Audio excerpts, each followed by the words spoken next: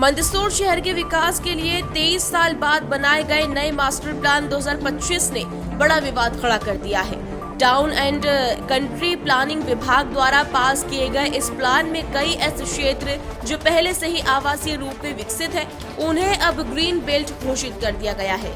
वहीं कई कृषि उपयोग की जमीनों को आवासीय श्रेणी में शामिल कर दिया गया है, जिससे राजनीतिक सवाल उठने लगे हैं। सबसे ज्यादा चर्चा लाल घाटी क्षेत्र को लेकर है, जिसे आवासीय क्षेत्र घोषित किया गया है। ये क्षेत्र नगरपालिका अध्यक्ष और उनके पति राज्यसभा सांसद का गृह ग्राम बताया जा रहा है। इस बदलाव को लेकर विपक्षी दलों ने राजनीतिक लाभ देने के आरोप लगाए हैं। वहीं जग्गा खेड़ी इलाके में पुलिस विभाग के आवासीय परिसर के लिए आवंटित जमीन को नए प्लान में ग्रीन बेल्ट बताने पर एसपी विनोद मीणा ने शासकीय आपत्ति दर्ज कराई है। उन्होंने कहा कि इस वजह से विभागीय आवासीय परियोजना को रोकना पड़ा है। बीजेपी के वरिष्ठ नेता राजेंद्र सिंह गौतम ने आरोप लगाया कि सत्ताधारी जनप्रतिनिधियों के दबाव में भूमाफियाओं को फायदा पहुंचाने के लिए मास्टर प्लान में मनमाने फेरबदल किए गए हैं। उन्होंने उप मुख्यमंत्री जगदीश देवड़ा से इसे तत्काल खारिज करने की मांग की है। वहीं कांग्रेस ने भी बुधवार को कलेक्टर से मुलाकात कर प्लान पर रोक लगाने की मांग की, जबकि कुमावत समाज ने चेतावनी दी है कि अगर प्लान वापस नहीं लिया गया तो वे आंदोलन करेंगे और गांधी चौराहा पर सामूहिक आत्मदाह करेंगे।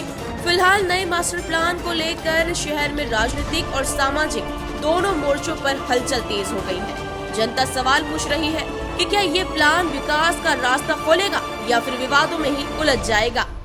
शिवान जी, मैं आपसे यही निवेदन करता हूँ कि क्योंकि इतना बड़ा खेल हो गया, इसीलिए मैंने आप लोगों को कष्ट दिया कि हम जो आवाज उठा रहे हैं या हम जो प्रयास कर रहे हैं या हम जो लड़ाई लड़ रहे हैं, उसके अंदर हमको आपके सहयोग की आवश्यकता है, क्योंकि पब्लिक को अवेयरनेस आप ही लोग ला सकते हो।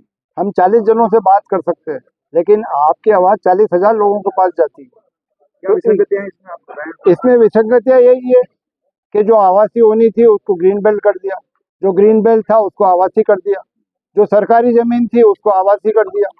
अब सरकारी जमीन को आवासीय करने वाले ये कौन होते हैं? पुलिस और कलेक्ट्रेट। पुलिस विभाग की जमीन जो पुलिस क्वार्टर के लिए गई उसको आवासीय कर दी गई। अभियाल इन्होंने यहीं पे पत्रकार साथियों ने बताया कि एसपी साहब ने उसकी भी आपत्ति लगा दी। अब एसपी जैसी शख्सियत जो जिले के कानून व्यवस्था के संचालन का प्रमुख है, मुखिया है, और उनका पूरा स्टाफ के लिए जो कॉलोनी बन रही है, उसको अगर टीएनसीपी वालों की इतनी हिम्मत हो जाए कि उसी को वो हरा कर दें, उसी को वो खेती की जमीन बता दें या उसको ग्रीन बेल्ट कर दें। मंदिर की जमीन को कर दी, जिसके प्रबंधक कलेक्टर है। न्यायालय की जमीन के अंदर एमआर रोड निकाल दी, रेशम के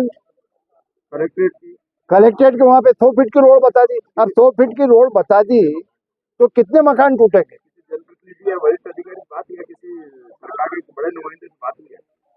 मैंने माननीय उप मुख्यमंत्री जी से प्राइमा फेसी इसकी बात करी है। उन्होंने कहा कि आप इसकी पूरी स्टडी कर लीजिए, जब भी मैं आऊँगा अपन बैठ के इसमें बात करेंगे, और नहीं तो आप भोपाल आ जाना, अपन बैठ के बात करेंगे और पूरी कार्रवाई करवाएंगे। समाज सेवकों के साथ बात हुई, आप क्या मंदसौर के कई प्रबुद्ध जनों से बात हुई है और प्रबुद्ध जन बिल्कुल उदास है। भाई मोदी जी का, हमारी सरकार का, मुख्यमंत्री जी का, उप मुख्यमंत्री जी का और सबों का यह कहना है कि जनता सुखी रहे। जिनने हमको वोट दिया वो सब सुखी रहे, जिनने नहीं दिया वो भी सुखी रहे। पर कम से कम इन अधिकारियों का क्या करें? इन अधिकारियों पे तो वही जो सरकार में बैठे उन्हीं से निवेदन करके इनका इलाज करवाएंगे।